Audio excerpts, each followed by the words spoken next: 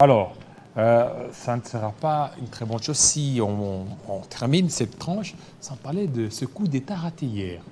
Alors, on a tous suivi le coup d'État, un jeune, un certain Christian Malanga, après avoir essuyé une défaite chez Vital Kamerhe, il est allé au niveau du palais de la Nation, un boulevard, ce qui montre qu'il y a des défaillances au niveau des services sécuritaires. Bon, il faudrait que le porte-parole de l'armée, qui nous a dit, qui a taxé des professionnels, les éléments de la garde républicaine, qui ont agi en professionnels, qui n'ont pas perdu un seul élément. Mais comment justifier le fait que ces gens-là aient accédé au bureau du président de la République, donc aient traversé les barrières et entré avec des automobiles sans qu'il y ait perte vie humaine? Il devait y avoir affrontement. Qui a donné l'ordre pour que ces gens-là traversent toutes les barrières jusqu'au bureau du président de la République? Là, il y a des questions qui doivent être répondues par ceux qui ont dit qu'il y a eu professionnalisme. Professionnalisme pour faire entrer les gens au bureau du président. Jusqu'au bureau, là, les gens sont entrés, ils ont hissé les drapeaux, ils ont fait des bêtises. Comment parler du professionnalisme? Là, il y a des questions qu'il faut répondre. Il y a des zones d'ombre dans les déclarations du chef, donc porte-parole de l'armée. Donc sinon, nous avons regretté, nous ne pouvons pas accepter qu'il y ait coup d'État. Et parce on que nous avons pas vécu les méfaits du coup d'État. Même nous condamnons ça. Le présidium, même vous députés, compatir avec Vital Kamerhe qui a été attaqué. On a même suivi les communiqués de l'Assemblée nationale qui n'a pas fait mention de Vital Kamerhe.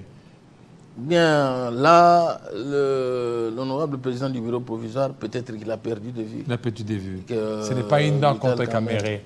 Bon, je ne souhaite pas que ce soit une dent. En politique, on ne garde pas des dents. Il faudrait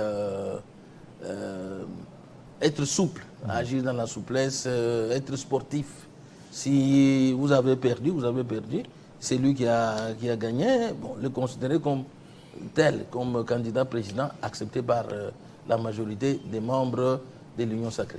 Et donc avancer. Moi aussi, je condamne avec la dernière énergie ce qui s'est passé à la résidence de l'honorable président Vital Kamerhe et ce qui s'est passé au Palais de la Nation.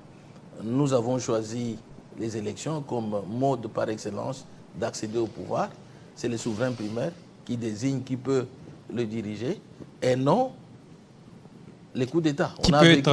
Qui peut être ces commanditaires, à part lui, monsieur là, qui a perdu sa vie? Alors, il peut y avoir d'autres commanditaires en étant tout commanditaire. Mais comment ne pas croire qu'il peut y avoir certains commanditaires? J'ai posé une question ici.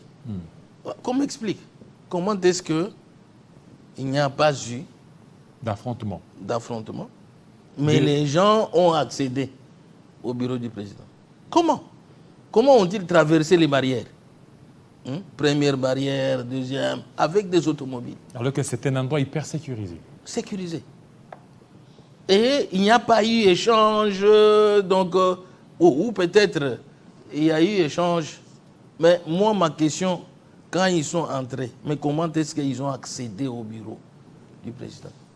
À travers des véhicules. On a même vu des véhicules de luxe là-dedans. Comment sont-ils entrés? C'est la question qu'on nous réponde à cette question. Voilà. Merci beaucoup. Nous attendons la suite des enquêtes par rapport à ces dossiers. L'on en saura un peu plus dans les heures, dans les jours qui suivent. Tout de suite, on va poursuivre notre Kinshasa Direct.